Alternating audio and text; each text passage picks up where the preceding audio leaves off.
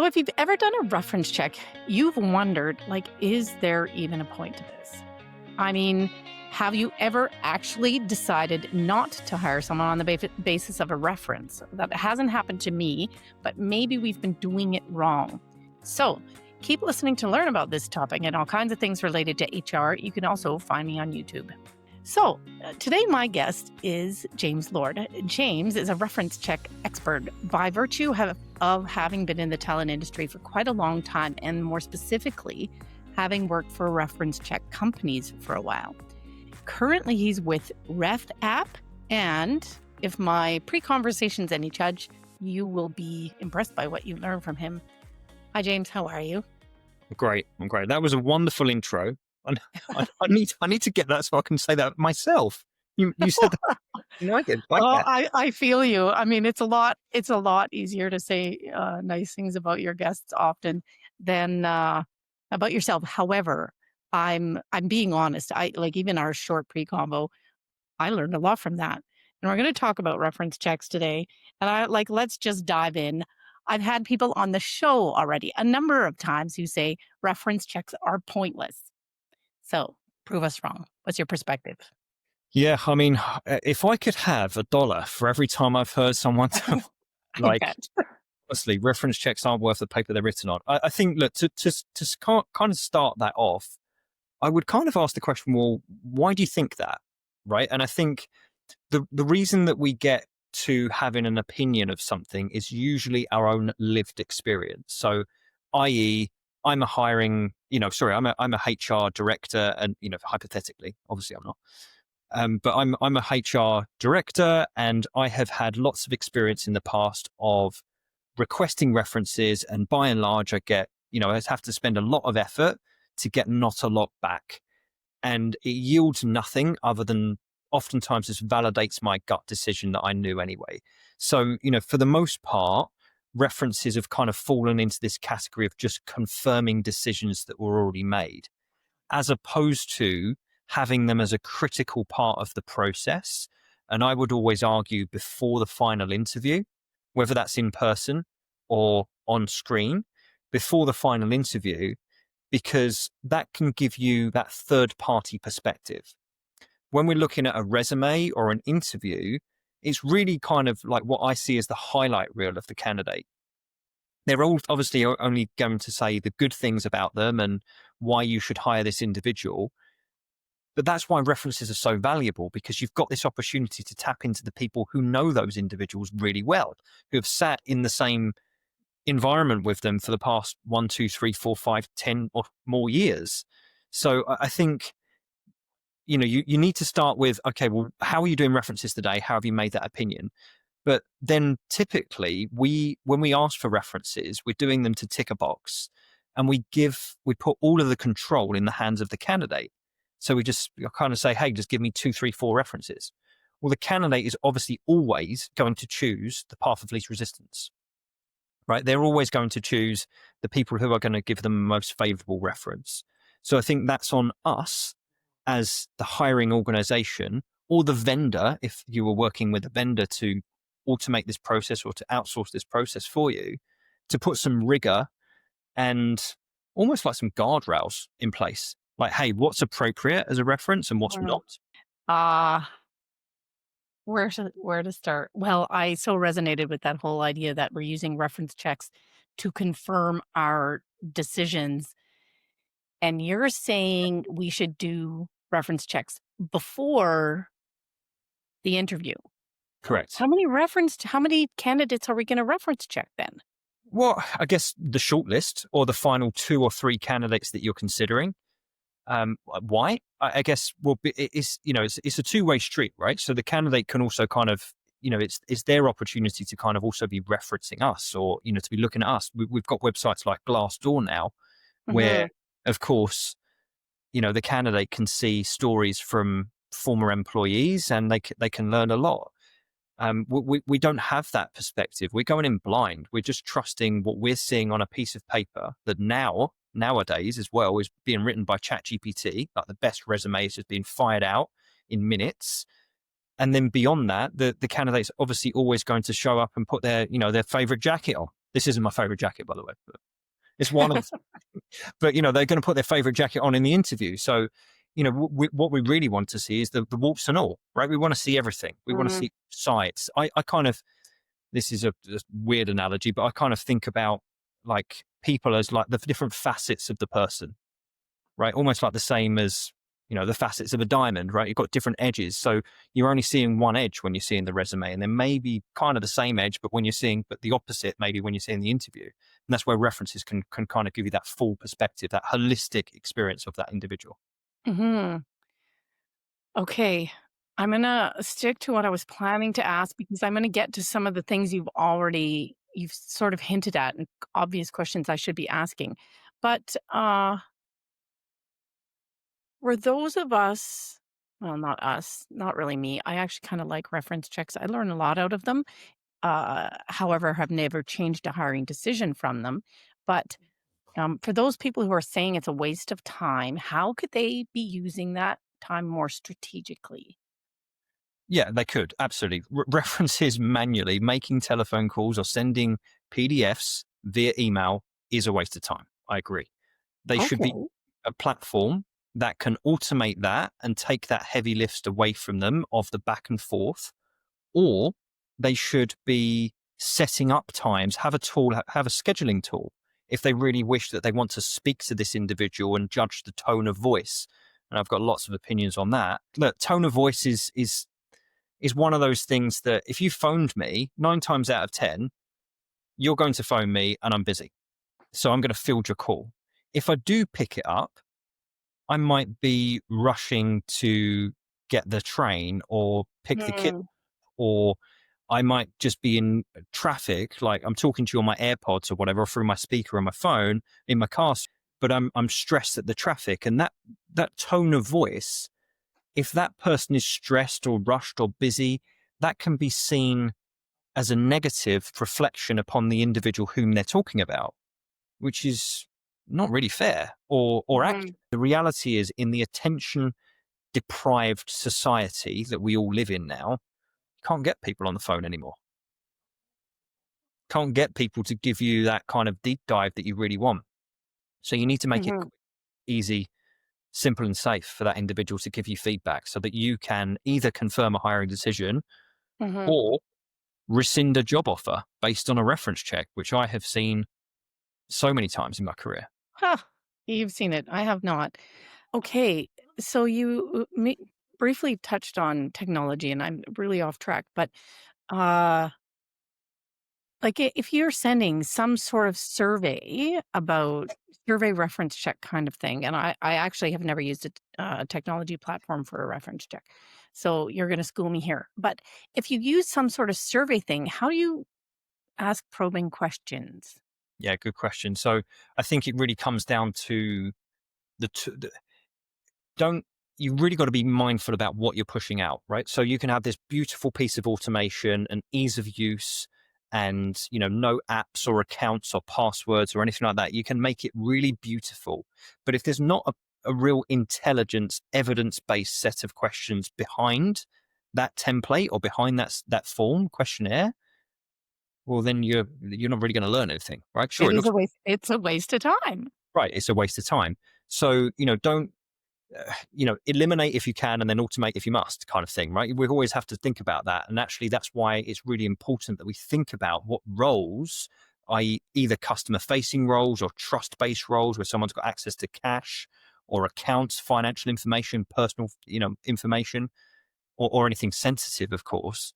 That's why then I think we need to kind of define who the people are that we're taking references from. But I think, there are certain ways that you can ask a question that can elicit more of a response. So we want to make it really easy for the respondent to provide really kind of as much or as little information as they feel comfortable with. But then we should be asking then follow-up questions off the back of that say, what do you mean about that? Can you expand upon that? Can you expand Mm, on what you thought about James and why did you say that? So, there's a term called a logic tree, which you've probably heard of before. okay. When you ask Okay. it then has a branch, it has something else. So I think it's really important to really start with a good intelligence base of questions, evidence based questions to be asking, and that will guide you. It really will guide you through. Mhm. Yeah. We're going to ask, we're going to have a whole separate discussion about questions because reference checks is actually a pretty big topic. But trying to stay on track, trying, it's like there's a little nugget in like every, Sorry. not, you don't need to apologize. I love Yeah, that there's depth. I love that there's depth to this. but actually, let me have like kind of another shameless plug for the reference checking space in general, right? The Yeah. way that this conversation's going, we're kind of off script, right? So because of that, that we're learning additional stuff, which is great, right? We're learning additional ideas and additional things that we might want to probe into or talk about later. But Yes. even if we did all of our reference checks like that, right? So they're all unstructured and they're kind of like meandering like the river is. And you could then end up going into some, I'm making two analogies for water in the same sentence, but like into uncharted territory of water, right? Where you're learning stuff about the candidate that could then alter your decision to hire them or move forward with them in the process, which could be, depending on what you learn, seen as you might then look upon someone favorably, and that then you kind of lead into discrimination issues and stuff like that. So you've got to be really careful, which is why I'm always advocating for structured references as opposed to these unstructured. Hey, tell me what you really think of James. Like, that's great. Yeah, sure. That's really powerful. But in 2025, it's also super risky. Okay. Well, I will ask you the risk question. Maybe that'll be your number one risk question, risk answer to the risk question. But before I get there, okay, what's the evidence? You talked about evidence based, but not in this context. But what is the evidence to say that reference check help hiring decisions? Yeah. So there have been a number of studies, academic studies that have proven the relationship between asking the right questions on a reference check form and then a successful employee. I can't Okay. speak too much about it right now because it's not actually fully released yet. But a very well known global car manufacturer has a validity study with us right now with RefApp. We're Hmm. doing that study where we will be presenting that data hopefully later this fall, maybe early 2026. But it's a pretty big piece of work. The last study that was done in a proper academic study that was done in this space was 2013. And what that was a study. It was a Hendrix. I think it was Hendrix. Yeah, the Hendrix study, 2013. It was basically how digital reference checks can predict the behavior of a future employee, which would then not run us into issues around attrition. And then we have a better employee that's, contributing in a positive manner to the culture. They're a culture ad, right? So they've got organizational citizenship, which is so important, right? So Hmm. that really demonstrates, well, this person's going to add value to us. And so there have been studies done. There's been a number of studies done. The last one, most recent, was done in 2013. But RefApp are working on a global one right now with a very well-known car manufacturer. Okay. Uh, when you hear the words, because I have run into this in one form or another, it's our company policy not to provide references. How do you respond? What do you say? I've got a scenario here. I say here, I'm in Toronto, which is where the headquarters of all the five major big banks are here in Canada, as you know. There are a couple of scenarios whereby certain organizations, well, actually most of them, have a company policy where they do not give references. Because yes, there have been some, very, very few, but there have been a couple of cases of litigation based on what was said on a reference check. So what we've really had is this organizational knee-jerk reaction, and people have gone, right, that's it, we're not giving reference checks out. What's kind of ironic is that those same organizations require references for people joining them. So it's like you're not giving them out into the world, but you're wanting them back. Like, the world's not that big in some of these industries. So I think, again, it's because of these kind of knee jerk reactions from there's lots of different things.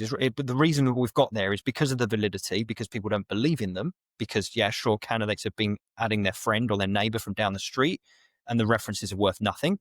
Or they've been spending a lot of time and effort and getting references back, and they don't then really learn anything, or they've heard of these kind of extreme cases, most of which, are very few and far in between, where someone's had some sort of litigation based on a reference. So I think I just always find it quite amusing, honestly. I'm like, yeah, hey, we don't give references, but we want them in. We're not going to give them out. We want them in. I'm like, okay, well, Yeah. how's that going to work long term? I think, so one of the things that I was saying is these organizations, and I'm not going to name them, but big banks are oftentimes a culprit. They don't give references out, but they But they require them want them. in. And I have got examples, so many examples of people based on their domain names who have given references despite it being company policy to not do so. I've got so many examples. Like I've literally, I remember putting certain domain names into my platform and just seeing like pages and pages and pages of people who have provided references from these organizations who state we don't give references. I'm like, okay, you do. Okay. You do. And Whether you like it or not, you do. well, and isn't that funny? Because then it's like there's no deterrent to those of us who are doing reference check from pursuing those references anyway. And I just think it really is like you're not playing nice in the sandbox. Uh what about reference checks between different levels of the organization? Like the rigor of a reference check for a CEO versus for, say, a cashier. One size does not fit all. That's so important. I've done reference checks from, obviously C-suite individuals right through to, your co-op first job. They're doing a couple of days a week, and it's their first roll out of university. So, across the board, one size does not fit all. You need to work with a vendor who can give you guidance, because you Mhm. probably won't know the best questions to ask based on that individual. Those questions need to be backed up by data. You need to work with, you need to have questions that are maybe benchmarked to other candidates that have had the same set of questions asked of them before, so that we can then start to see the trend. Okay, is this candidate above average, on average, or below average? Because that's important information to know. You know, I would always argue, just really broadly, to succinctly, because I can talk about this ad nauseum, but I would say that, the more senior the role, the more open-ended questions you want to be Mm, asking and probing questions, versus the more junior the role, you probably want to make it really very easy for the respondent, because you have to appreciate and respect the person that's giving you that information. It might be the 10th time this week that they're giving a reference for someone in that same mhm, capacity or in that same role. So mhm, that's, multiple choice, yes, no, true, false, drop mhm, down answer questions that I can use using my thumbs. That's when that makes that really simple. Versus, of course, you want a much more intelligent and intentional reference from a CFO, for example. mhm. That's got the keys to the kingdom, right? So we really want to be um, mindful about the questions that we're asking. Mhm. A few times during this discussion, you've referred, and you work for like tech companies that do this. Uh, what is the value that technology adds to the reference check process? Speed, ease of use, efficiency, audit trails. It's all joined up in your ATS or your HRIS. It's a button, right? I think ease is the biggest thing, but it's also risk factors, right? Have you done your due diligence? What happens if, God forbid, 6 months from now, that person that you thought was a great hire turns out to be a bad apple, right? That's going to come back to you in HR. You're going to get your wrist slapped because you didn't do your thorough due diligence. And sure, we can do a Mm, background check and we can work out that that individual hasn't got a criminal record. That doesn't tell me that that's not a bad fit employee, though. It doesn't tell me mhm, that they're going to still do things that are unethical, right? mm. What happens when they've had 3 glasses of wine at the Christmas party? Like what happens then, right? So we need to kind of uncover all of that stuff. And I think that the risks, quite honestly, the risks of not doing references far outweigh the risks of doing them. You were though just talking about risks. What are the realistic risks, I suppose, that HR professionals should know about, should be managing around when thinking about reference checks?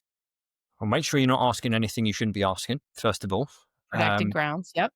Yeah, exactly. Make sure that you can back anything up that is said with facts. An obvious one that I always go to is absentee records or Yep. timekeeping. That's really obvious and easy. And then really make sure that you know who, if it's a person that's taking these references, make sure they haven't got an ulterior motive. Make sure they've never met Mm. this person before. Or if it's a platform, make sure that platform, which I would always advocate. Obviously, I work for a reference checking platform at RefApp. But if it's a platform, then you need to really make sure that that platform has the proper governance in place themselves. Mm. Are they in various ATS marketplaces, HRIS marketplaces? What do their G2 reviews say about them? What do their Google reviews say about them? What do their customers say, right?